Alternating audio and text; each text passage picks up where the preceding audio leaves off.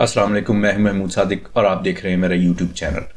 کہتے ہیں کہ ترکی کے خلیفہ سلطان مراد کی عادت تھی کہ وہ بھیس بدل کر عوام کی خبرگیری کیا کرتا تھا۔ اس نے ایک رات اپنے سیکیورٹی انچارج کو کہا کہ چلو کچھ وقت لوگوں میں گزارتے ہیں۔ جب وہ دونوں شہر کے کنارے پہنچے تو دیکھا کہ ایک شخص زمین پر گرا پڑا ہے۔ بادشاہ نے اسے ہلا کر دیکھا تو مردہ پایا۔ لوگ اس کے پاس سے گزر کر جا رہے تھے، کسی کو اس کی پرواہ نہیں تھی۔ سلطان نے لوگوں کو آواز دی، ادھر آؤ بھائی۔ لوگ جمع ہونا شروع ہو گئے، لیکن ان میں سے کوئی بھی سلطان کو پہچان نہ پایا۔ انہوں نے سلطان سے پوچھا، کیا بات ہے، کیوں ہمیں آوازیں دے رہے ہو؟ سلطان نے کہا، یہاں یہ آدمی مرا پڑا ہے، اس کو کسی نے کیوں نہیں اٹھایا؟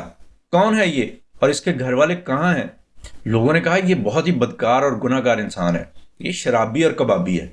سلطان نے پوچھا، کیا یہ امت محمدیہ میں سے نہیں ہے؟ چلو اس کو اٹھائیں اور اس کے گھر لے کر چلیں۔ کچھ لوگوں نے خیر یہ بات مان لی اور اس بندے کی لاش کو اٹھایا اور اس کی میت کو اس کے گھر پہنچا دیا۔ اس کی بیوی نے خاوند کی لاش دیکھی تو رونے لگی۔ لوگ اپنے اپنے گھروں کو چلے گئے، لیکن سلطان اور اس کا سیکیورٹی گارڈ وہ وہیں پہ رک گئے۔ وہ عورت تو روتے ہوئے کہہ رہی تھی، میں گواہی دیتی ہوں، بے شک تو اللہ کا ولی ہے اور نیک لوگوں میں سے ہے۔ سلطان مراد اس عورت کی باتیں سن کر بڑا متعجب ہوا۔ یہ کیسے ہو سکتا ہے؟ لوگ تو اس کے بارے میں بڑی غلط باتیں کر رہے تھے۔ لوگ اس کو اس قدر برا انسان سمجھتے تھے کہ اس کی میت کو ہاتھ تک لگانے کو تیار نہیں تھے۔ سلطان نے اس روتی ہوئی عورت سے پوچھا کہ کیا وجہ ہے کہ تم اپنے خاوند کی اتنی اچھائیاں کر رہی ہو جبکہ لوگ تو اس کے بارے میں بڑی غلط قسم کی رائے رکھتے ہیں؟ وہ عورت بولی، مجھے لوگوں سے یہی توقع تھی۔ اصل بات یہ ہے کہ میرا خاوند ہر روز شراب خانے جاتا تھا اور جتنی بھی ہو سکے وہاں سے شراب خرید کر گھر لاتا اور اسے بہا دیتا تھا اور کہتا کہ چلو کچھ تو گناہوں کا بوجھ مسلمانوں سے ہلکا ہوا۔ اسی طرح وہ رات کو ایک جسم فروش عورت کے پاس جاتا اور اس کو ایک رات کی اجرت دے دیتا اور اس کو کہتا کہ اپنا دروازہ بند کر لو اور کوئی تیرے پاس نہ آنے پائے۔